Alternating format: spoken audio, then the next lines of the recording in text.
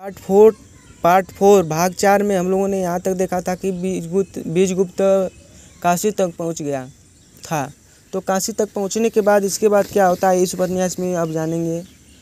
काशी के पहुँचने के बाद भी बीजगुप्त काशी पहुँचने गया था शांति के लिए, लेकिन वहाँ भी उसे शांति न थी, बेचैनी छाई रहती थी हर समय, क्योंकि चित्रलेखा बिना उसकी इच्छा के उसके जीवन को भार बनाते हुए चली गई थी। यही सोचते सोचते बीजगुप्त को सुबह का कलरव गान सुनाई दिया। बीजगुप्त ने देखा कि यशोधरा खड़ी हुई बेले की अधखिली कली पर के हिमजल के साथ खेल रही है। बीजगुप्त उठ खड़ा हुआ और यशोधरा के पास जाकर खड़ा हो गया। तो यशोधरा ने कहा, बीजगुप्त, प्रकृति में कितनी सुंदरता है। उसने अपने चारों तरफ देखा और कहा, बीजगुप्त ने अपने चारों तरफ देखा और कहा, देवी यशोधरा, मुझे प्रकृति में कोई सुंदरता नहीं दिखलाई देती।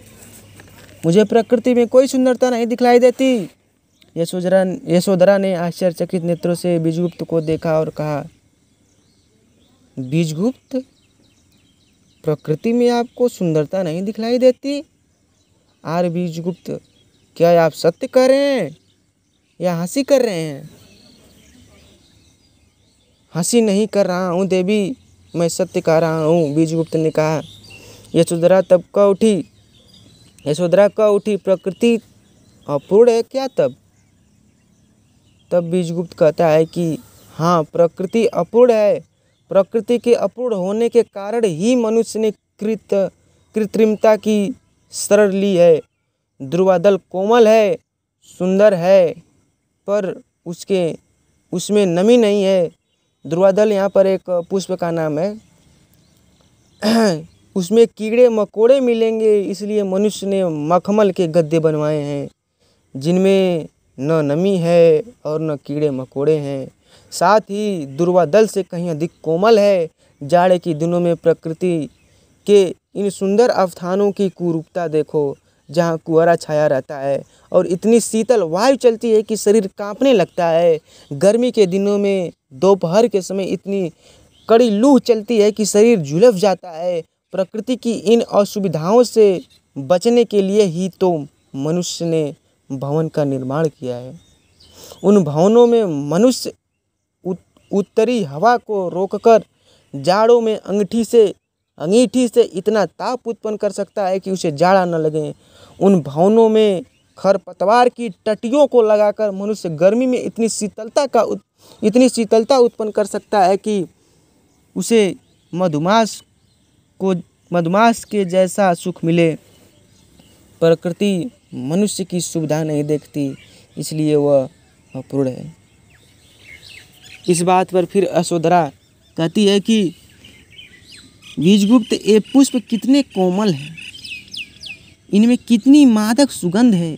यह कलरव गायन कितना मधुर है, कितना मन को लुब्ध करने वाला संगीत है। कोयल के स्वर में कितनी मिठास है और करुणा है। तो फिर इस बात पर बीजगुप्त कहता है कि ये पुष्प कोमल हैं, ठीक है, पर इनमें कांटे भी तो हैं। न जाने कितने छोटे छोटे कीड़े इन फूलों के अंदर घुसे हुए हैं। रही इनकी कोमलता तथा इनकी सुगंध, ये तो क्षणिक हैं।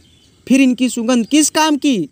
एकांत में ये अपना सौरभ व्यर्थ गवा देते हैं।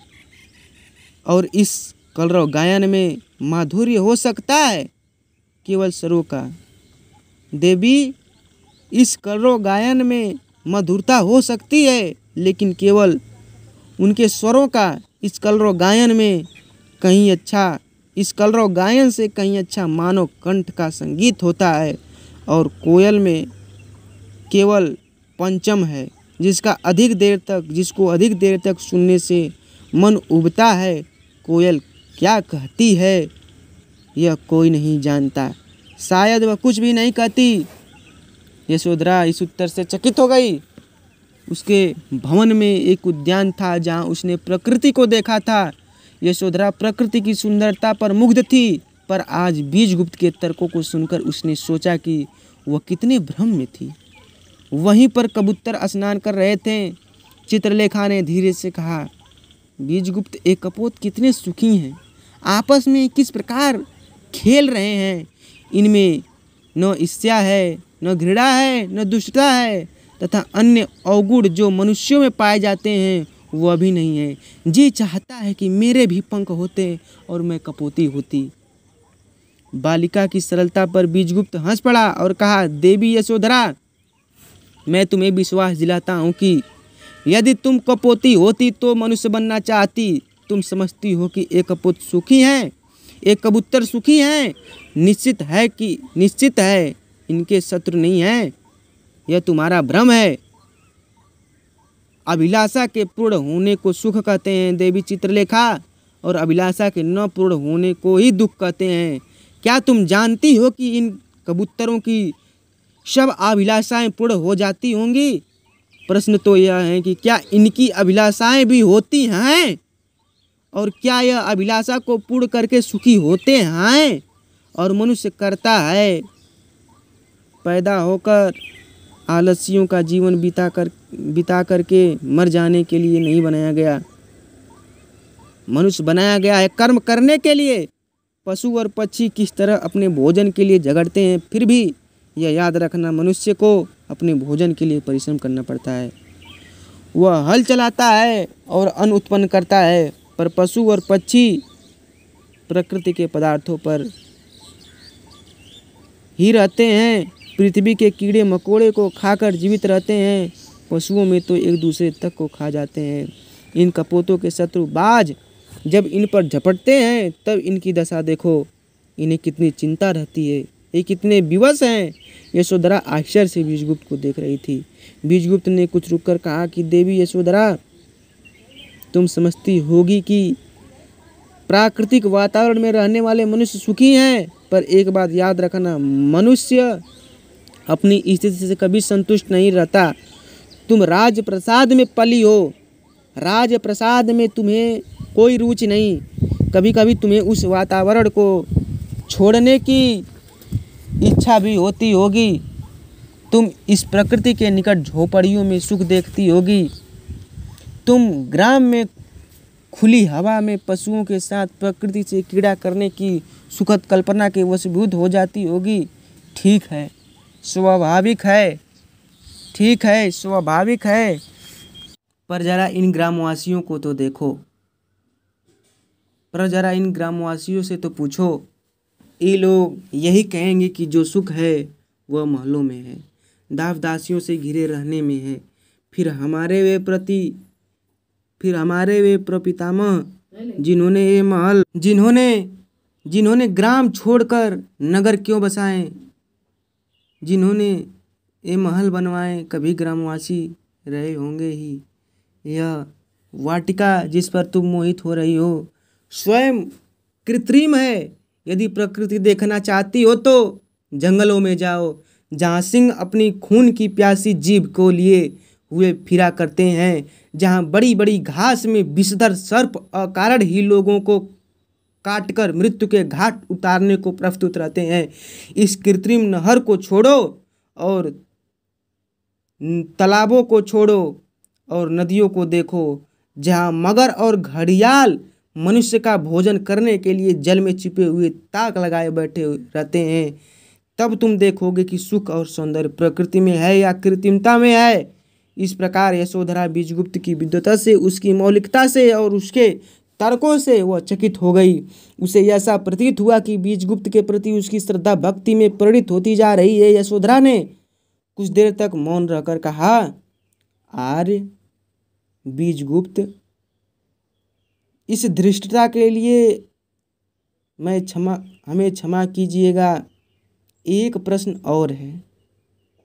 आपने यह जो बताया अभी, यह सब कहाँ और कब पढ़ा? प्रश्न अनुचित था। तब बीजगुप्त इस प्रश्न का उत्तर देता है कि देवी यशोधरा, संसार की पाठशाला में अनुभव की शिक्षा प्रणाली से परिस्थितियों ने मुझे यह सब पढ़ाया। लेकिन बीजगुप्त अभी भी दुखी था। लेकिन कुछ ऐसे व्यक्ति होते हैं जो दूसरों को अपनी ओर आकर्षित कर लेते हैं, जो दूसरे व्यक्तित्व को आकर्षित करके उसको दबा देते हैं और उसको अपना दास बना लेते हैं। चित्रलेखा का व्यक्तित्व भी ऐसा ही था। यद्यपि चित्रलेखा अपनी इस आकर्षण शक्ति से भली भांति परिचित न थी, पर अनजाने में ही वह उसका प्रयोग करती थी और कुमारगिरी अपने को रोक न सका। कुमारगिरी की कोठी में चित्रलेखा और कुमारगिरी का साथ हुआ।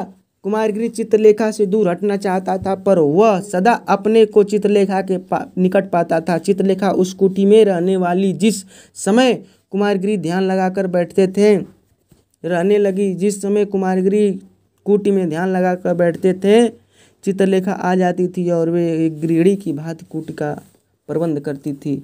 पर कुमारगिरी ध्यानावस्थित न हो सकते थे। उनके नेत्र खुल जाते थे। उन्हें चित्रलेखा को एक क्षण के लिए देख लेते थे। कुमारगिरी प्रयास करता था ध्यानावस्थित हो जाए, लेकिन अब यह असंभव था।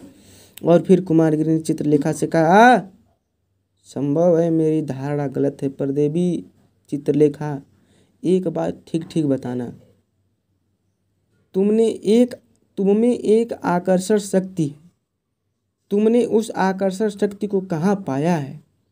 चित्रलेखा का मुख लाल हो गया। कई वर्ष बाद उसने प्रथम बार लज्जा का अनुभव किया। उसका मुख झुक गया और चित्रलेखा, गुरुदेव, मुझ में आकर्षण शक्ति है? यह मैं नहीं जानती। कुमारगिरी खड़े हुए उन्होंने कहा, निराकार के आधार पर अपने को स्थिर रखना आज कितना कठिन मालूम होता है। यह क्यों देवी चित्रलेखा? उस समय तक कुमारगिरी चित्रलेखा के पास आ गए थे। वे रुक गए और अपने नेत्र चित्रलेखा पर गड़ा दिए। नर्तकी, मैंने अभी तक निराकार की उपासना की है, अब साकार को अपनाने की इच्छा हो रही है। समझी, मैं एक प्रयोग करने जा रहा हूँ, उसमें तुम्हें मेरा साथ देना पड़ेगा। इतना कहते हुए कुमारगिरी चित्रलेखा का हाथ पकड़ लिया। चित्रलेखा सिर से पैर तक सिर उठी। हाथ पकड़ने की वजह से चित्रलेखा को ऐसा मालूम हुआ मानो उसकी हाथों पर जलते हुए लोहे के छड़ पहना दिए गए हों। योगी का सारा शरीर जल रहा था। फिर कुमारगिरी ने कहा, साकार को अपनाने का प्रयोग कर रहा हूँ देवी, तुमने मेरे हृदय में उत्पन्न किया है जो। चित्रलेखा सब कुछ समझती थी, इसी के लिए चित्रलेखा बीजगुप्त के यहाँ से आई थी। कुमारगिरी ने चित्रलेखा को आलिंगन पास में कसकर यानी अकबारी में धके बांध लिया। कुमारगिरी के अधर चित्रलेखा के अधरों से, अधर मतलब होठ से मिल गए। कुमारगिरी ने चित्रलेखा से कहा, नर्तकी, मैं तुमसे प्रेम करता हूँ। चित्रलेखा कुमारगिरी के गर्म श्वास से जली जा रही थी। चित्रलेखा ने साहस किया और बल लगाकर कुमारगिरी के मुख से अपना मुख हटा लिया और कहा, गुरुदेव, आप अपने साधन के मार्ग से विचलित हो रहे हैं। कुमारगिरी का मुख पीला पड़ गया। एक क्षण में चौंक कर चित्रलेखा से पीछे हट गया। उनकी आंखों का पागलपन लोप हो गया। तो कुमारगिरी ने कहा, अरे मैं क्या कर रहा था, मुझे क्षमा करना देवी। इतना कहकर कुमारगिरी तेजी से कूद के बाहर चला गया। चित्रलेखा कुमारगिरी के पास आई थी और वह अब कुमारगिरी के पास जाना चाहती थी। चित्रलेखा भूमि पर लेटकर सिसक कर रोने लगी और सो गई। कुछ समय बाद कुमारगिरी जब कुटी में आया तो देखा कि चित्रलेखा सो गई है और उसके गालों पर आंसू सूख चुके थे। इसके बाद कुमारगिरी भी सो गए।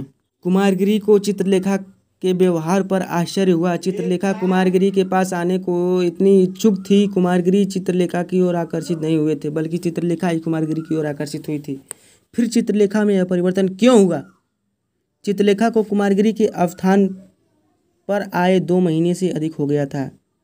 तब कुमारगिरी ने चित्रलेखा से कहा, देवी चित्रलेखा, मैंने सुना है कि आर्य बीजगुप्त मृत्युंजय तथा यशोधरा के साथ काशी की यात्रा करने के लिए गए हैं। चित्रलेखा चौंक उठी और चिल्लाई। कुमारगिरी से कहा, कृपा करके बीजगुप्त के संबंध में मुझसे बात न करें। फिर कुमारगिरी ने कहा, क्यों मैं बीजगुप्त के संबंध में बात नहीं करूं? इसलिए कि तुम बीजगुप्त से प्रेम करती हो और तुमसे सहा नहीं जा रहा है कि बीजगुप्त किसी दूसरी स्त्री से प्रेम करे। लेकिन कुमारगिरी ये बात चित्रलेखा से झूठी कह रहे थे। बीजगुप्त यशोधरा से प्रेम करता है। चित्रलेखा बीजगुप्त के पास जाने वाली थी, लेकिन कुमारगिरी यह बात चित्रलेखा से झूठी कह रहे थे कि बीजगुप्त यशोधरा से प्रेम करता है। चित्रलेखा बीजगुप्त के पास जाने वाली थी, लेकिन कुमारगिरी की ये बातें सुनकर उसे ऐसा लगा अब वहाँ जाने से क्या फ़ायदा, सब कुछ समाप्त हो गया। उस समय तक कुमारगिरी चित्रलेखा के पास खिसक आया था और कहा, देवी चित्रलेखा, कहीं कुछ समाप्त भी होता है? अरे एक का समाप्त होना और दूसरी बात का प्रारंभ होना समाप्त कैसे हो सकता है?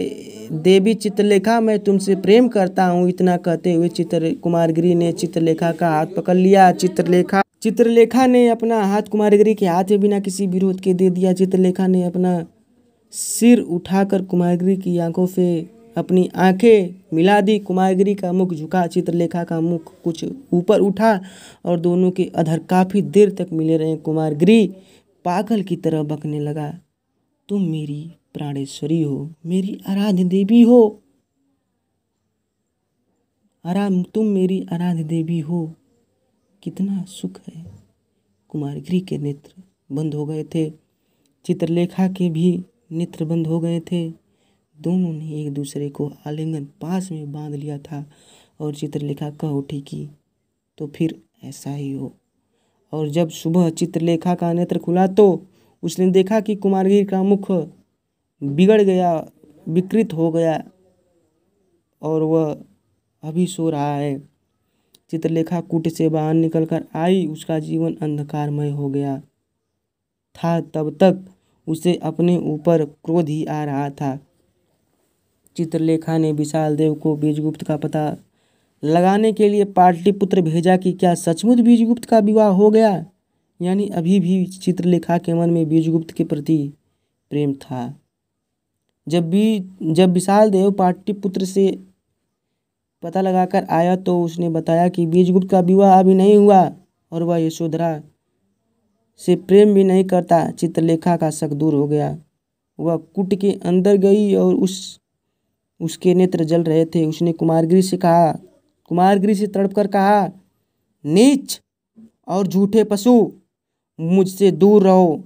तुमने मुझे धोखा दिया है, वासना के कीड़े, तुमने मुझसे झूठ बोला, तुम्हारी तपस्या विफल हो जाए। लेकिन फिर भी कुमारगिरी ने साहस किया, कहा, मैंने जो कुछ किया वह तुम्हारे प्रेम में अंधा होकर किया। इसी बात पर चित्रलेखा ग्लानि से कहती है कि वासना के कीड़े, तुम प्रेम क्या जानो? प्रेम बलिदान है, आत्मत्याग है। तुम्हारी तपस्या, तुम्हारा ज्ञान, तुम्हारी साधना और तुम्हारी आराधना, यह सब भ्रम है। तुम सत्य से कोसों दूर हो। सन्यासी का मुखौटा पहने हुए ढोंग रचने वाले, विश्व को धोखा देने वाले दुष्ट। इतना कहकर चित्रलेखा कुमारगिरी की कूट से अपने भवन की ओर लौट आई। लेकिन लौटते समय उसने बीजगुप्त से नहीं मिला। बीजगुप्त भी उस समय पाटलिपुत्र में आ चुका था और बीजगुप्त मौर्य साम्राज्य की सेना का सदस्य था। पाटलिपुत्र आने के बाद राज्यकार्य में बीजगुप्त का मन न लगा। बीजगुप्त को विशाल देव के आने का संदेश श्वेतांग से मिला। आज श्वेतांग ने चित्रलेखा का बात चलाकर बीजगुप्त के हृदय में एक और हलचल पैदा कर दी थी। बीजगुप्त उस रात को सो न सका। चित्रलेखा प्रसन्न है, स्वस्थ है और बीजगुप्त दुखी है। यह बात उस समय की है जब विशाल देव जब पाटलिपुत्र आया था बीजगुप्त का पता लगाने के लिए कि उसका विवाह हुआ है कि नहीं। तब उसका श्वेतांग से भेंट हुआ था, उसका बीजगुप्त से नहीं। तो विशाल देव ने श्वेतांग से ही पता पाया था कि बीजगुप्त की भी शादी नहीं हुई। तब इसके बाद बीजगुप्त उस रात को सो न सका था। और बीजगुप्त दुखी था। कैसी विषमता है, कैसी भिन्नता है, फिर पराजय ही सही, यशोधरा से विवाह करना ही होगा। यह बात सुनकर श्वेतांक भी सो न सका, क्योंकि वह यशोधरा से मोहब्बत करता था, प्रेम करता था। सुबह हुआ, बीजगुप्त उस दिन बहुत अधिक प्रसन्न था। वह निश्चय कर लिया था कि मृत्युंजय से यशोधरा के विवाह के विषय में बात करेगा। तब तक श्वेतांक आया, उसका मुख पीला था। यह स्पष्ट था कि वह गहरी चिंता से पीड़ित है। श्वेतांक ने कहा, मैं ठीक हूँ, बस मानसिक स्थिति कुछ ठीक नहीं है।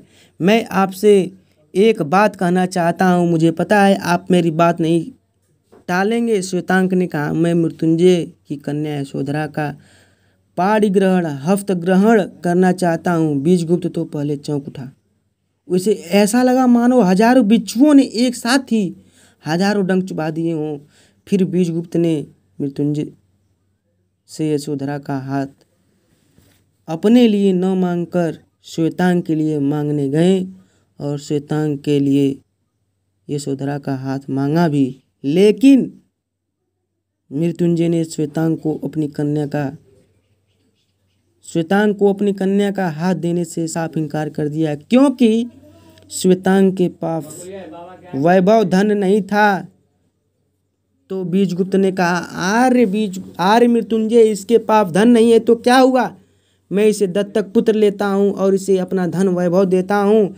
लेकिन फिर भी मृत्युंजय यशोधरा का हाथ श्वेतांक के हाथ में देने के लिए तैयार नहीं थे, क्योंकि उन्हें डर था कि कहीं बीजगुप्त भविष्य में विवाह कर लिया तो। लेकिन बीजगुप्त ने ऐसा नहीं होने दिया। वह अपनी संपूर्ण संपत्ति से श्वेतांक को दान कर दिया और अपने इस राज्य से निकलने के लिए तैयार हो गया। तब मृत्युंजय अपनी कन्या का हाथ यशोधरा के हाथ में देने के लिए तैयार हो गए और फिर बीजगुप्त ने अपने भवन आकर श्वेतांक से उसके विवाह की बात बताई तो श्वेतांक खुशी से फूले न समाया। और तब तक चित्रलेखा भी पाटलिपुत्र में आ गई थी। चित्रलेखा कुमारगिरी के यहाँ से आने के बाद बीजगुप्त से मिलने नहीं आई। वह सीधे अपने भवन में गई और फिर वह 1 महीने तक अपने भवन से बाहर नहीं निकली। वह अपना चेहरा बीजगुप्त को कैसे दिखाती? फिर अभी चित्रलेखा के हृदय में बीजगुप्त के प्रति प्रेम था और बीजगुप्त का चित्रलेखा के प्रति अभी भी प्रेम बना हुआ था। फिर इसके बाद श्वेतांक अपने विवाह का प्रस्ताव लेकर चित्रलेखा के पास गया, लेकिन चित्रलेखा ने श्वेतांक को उसके विवाह में आने से साफ इनकार कर दिया। चित्रलेखा ने कहा कि श्वेतांक, मुझे माफ़ कर देना, मैं तुम्हारे विवाह के दिन नहीं आ सकूंगी, लेकिन इतना विश्वास रखना, मैं तुम्हारे विवाह के 1 दिन बाद जरूर आऊँगी। श्वेतांक और यशोधरा का विवाह संपन्न हुआ, लेकिन चित्रलेखा वहाँ नहीं आई। चित्रलेखा की अनुपस्थिति बीजगुप्त को अच्छी नहीं लगी। बीजगुप्त पाटलिपुत्र छोड़ने से पहले एक बार चित्रलेखा को देखना चाहता था। जब बीजगुप्त भवन से जाने लगा तो भवन में सन्नाटा छा गया और नगरवासियों का सिर झुक गया। बीजगुप्त के रास्ते में जाते समय उसे एक पदध्वनि सुनाई दी। उस समय कुछ रात हो चुकी थी और उस अंधकार से बीजगुप्त की दृष्टि कपड़े से ढकी हुई एक मूर्ति ने प्रवेश किया और उस अंधकार में बीजगुप्त की दृष्टि कपड़े से ढकी हुई एक मूर्ति पर पड़ा और कहा, मेरे देवता। इतना सुनते ही बीजगुप्त के पैर रुक गए। उसने पूछा, तुम कौन हो? मेरे देवता, मुझे क्षमा करो। इतना कहकर वह मूर्ति बीजगुप्त के चरणों में गिर पड़ी। बीजगुप्त ने कर्कश स्वर में कहा, चित्रलेखा, तुम मेरे जीवन की अभिशाप हो। तुम यहाँ क्यों आई? जाओ यहाँ से चली जाओ। तब चित्रलेखा कहती है कि मैं अपने देवता के चरणों की धूल लेने आई हूँ। मैं अपने देवता के चरणों की धूल लेने आई हूँ। मैं अपने देवता की पूजा करने के लिए आई हूँ। चित्रलेखा खड़ी हो गई और बोली, नाथ, मैंने तुम्हारा जीवन नष्ट कर दिया। मैंने तुम्हें मिटा दिया। तुम मुझे शाप दो, दंड दो, मुझे ताड़ित करो, लेकिन मुझसे घृणा न करो, मुझसे घृणा न करो। चलो चित्रलेखा चलो। विजयगुप्त का उठा। इस संसार में एक तुम्हारी ही बात मैं नहीं टाल सकता। मुझे जितना गिराना है चाहे गिराओ, गिराओ, पर यह वचन दे दो कि तुम मुझसे कभी अलग न होगी। इतना कहकर विजयगुप्त ने चित्रलेखा का चुम्बन ले लिया और कहा, चित्रलेखा देखो हम दोनों कितने सुखी हैं। यहीं पर इस उपन्यास का द एंड होता है। फिर इसके बाद 1 साल बाद दोनों शिष्य उससे महाप्रभु रत्नांबर से मिले। तो फिर इसके बाद क्या हुआ हम देखेंगे नेक्स्ट पार्ट में कि पाप और पुण्य को कैसे वह सविस्तार रत्नांबर उन दोनों शिष्यों को अवगत कराते हैं पाप और पुण्य क्या है। जय हिंद दोस्तों, आपका अपना साथी।